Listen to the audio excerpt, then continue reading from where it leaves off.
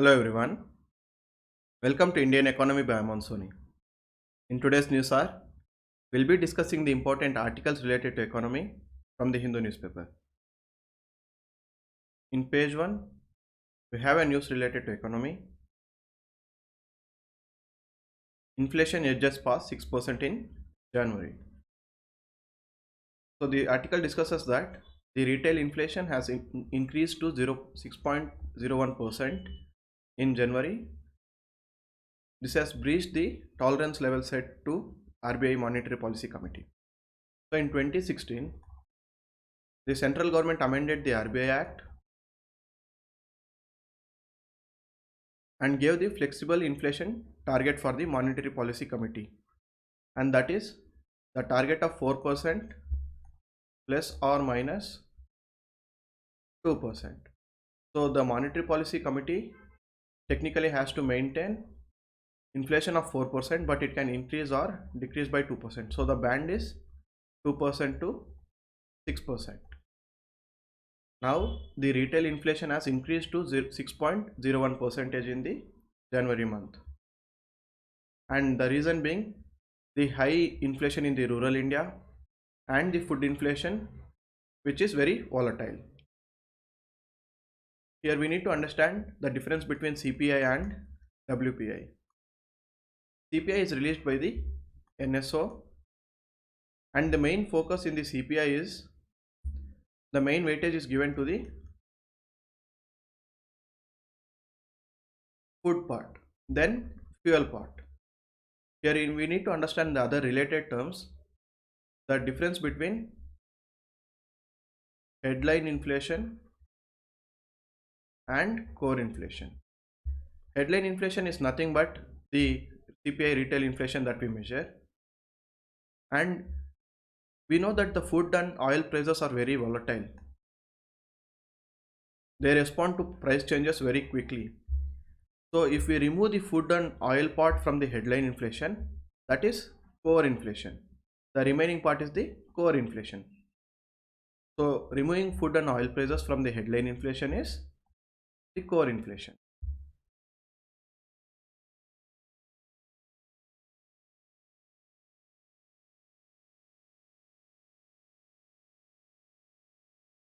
In the editorial page, we do not have any news related to economy.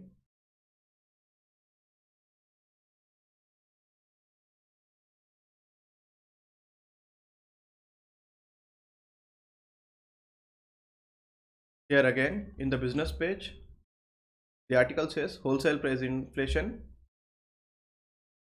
showed a decline. So here we need to understand why the wholesale price inflation and the consumer price index diverge sometimes. In the wholesale price index, the more weightage is given for manufacturing goods. In CPI, more weightage is given for items related to food, and the wholesale price index measures only goods. CPI measures inflation of both goods and services. Because this is at the manufacturing level, only goods are measured, and this is at the retail level, goods and services are measured, and there is an element of tax in this. Wholesale price index doesn't include that. And if there are changes in any oil prices, the wholesale price index captures it faster than CPI. So that is the reason there is a divergence between CPI and WPI. CPI is released by the NSO, whereas WPI is released by the economic advisor of DPIIT.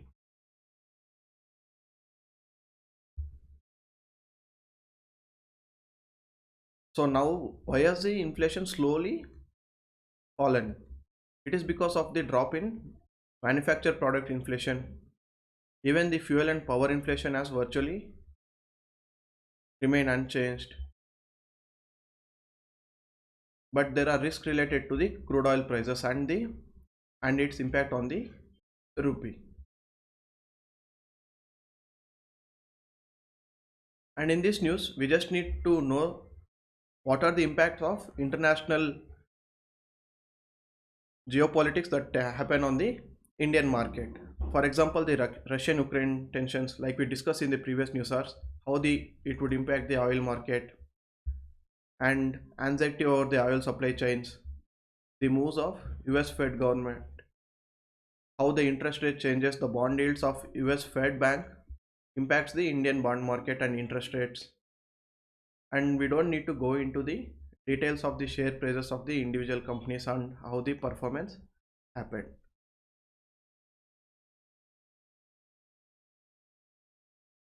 No need to read about the Vedanta news.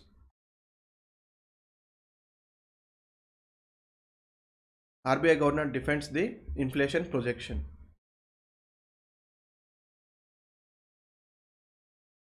So the governor has said that for the Reserve Bank of India, price stability is the utmost. So even though now the retail inflation has increased to 0.6.01 percentage, RBI has taken into consideration in its projection the increase of crude oil prices to $95 per barrel. So it is within their estimation, so we need not fear. And the inflation that happen in other developed countries is different from India, because the character, content and the drivers of inflation in India are totally different from how it is in the developed economies like the United States. And the governor has also said that this slight increase now, it is mainly because of the statistical reasons and the base effect. Because the base was lower in the previous month, even a slight increase in the absolute level in the current month shows a higher increase in the percentage terms. That is the base effect, and because of this base effect it can show a high level, but it is within the projections of the central bank.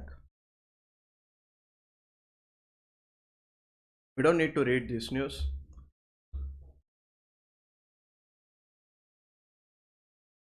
And in the LIC article, for us the main parts are the concepts. More than the details of the article, we need to know what are the concepts. IPO is initial public offering. So when any privately held company, it wants to issue shares on the stock market, that is to the public, that is called public offering. So when it issues the shares for the first time initially, it means initial public offering. And what is FPO? Follow on public offer. Anytime after it has issued the shares, if it issues again the second time, third time, or the n number of times, that is called follow on public offer. Now the important points for prelims here is, currently the government owns 100% stake in the LIC. It is planning to sell 5% of its stake in LIC through the IPO. And what is the business model of an insurance company? We know for banks, basically it is accepting deposits for the sake of lending, and the difference that it makes on the interest premium is the profit for the bank. The business model of insurance companies, they take premium from all the customers for the insurance policies, and they pay claims for the customers who have claimed because of some accident or any other reason given under the insurance policy. And the difference between the premium of all the customers and the claims that they have paid, the total premium and the total claims is a profit for the insurance company. This is the basic model of how insurance business works. And what are the sources of revenue for LIC? The main part is the difference in premium, and LIC also invests those premium into different shares, stocks of government bonds, etc. So that it gets returned on this, that is also its revenue. And the profits of LIC, the gains that it gains, currently it is redistributed to the shareholder, that is mainly the government and the policy holders. To policy holders it is given in the form of bonuses. If you have observed, say you have a life insurance policy of 15 lakh. If you have not claimed anything, there is a concept called no claim bonus. So when you're paying premium for the next time, they'll reduce a certain amount by saying it is a bonus because you have not claimed anything. The insurance company has not spent any expenditure on you, so they'll give you something called as no claim bonus. So instead of paying a premium of say 10,000 for 15 lakh, next time you would be asked only to pay 8,000. The 2,000 part is the bonus. So insurance companies redistribute the profits in the form of bonus to its shareholders, policyholders, apart from giving back profits to its shareholder, that is the government. Now what is the concerns about the policyholders regarding the IPO? Any investor who invests in a company, he look for profits. So we discussed in the previous news are that the value of a share depends on what would be the investor's future expectations of returns from a particular share. So if the investor thinks that this company is going to pay me more cash flows in future, they'll start buying that share, they'll start investing in that share. So if investors want to invest in LIC, they expect more returns from LIC in future, and for that LIC should be ready to share its profits to the investors. So the policyholders feel that if there are going to be investors for LIC, the bonuses that LIC currently gives to the policyholders might reduce because LIC will have to share the sum of its profit with the investors. Otherwise, investors would start selling the shares of LIC and there would be fluctuations in LIC's price. And one of the main reasons that so many people have invested in LIC is that the sovereign guarantee, a sense of safety in the minds of the policyholders that LIC is backed by the government and their policy is safe in the hands of the government because of the sovereign government guarantee that the government offers.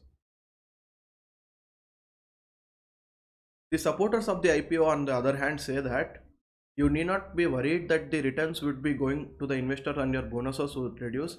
In fact, if private players come into picture, the 5% stake that the government is selling, you would get different management of the asset of the LIC, and even if you get higher returns because of the investments, the higher returns would be shared with the policyholders too. So the higher profits that LIC if it makes in the future, it would be shared with the policyholders too. So you need not worry. And in investment, always the returns would be commensurate with the risk. If you take more risk, there is a possibility for more return. If you take less risk, there is a possibility only for less return.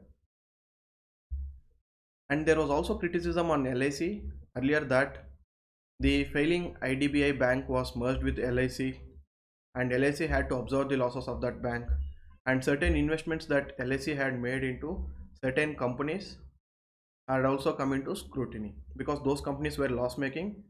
So it was finally eroding the profits of the government, that is the holder. In this article, more than the news, the concepts related to IPO, FPO, the shareholding pattern in the LIC, these are important for prelims.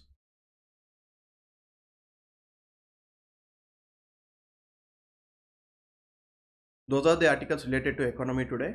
Thank you so much.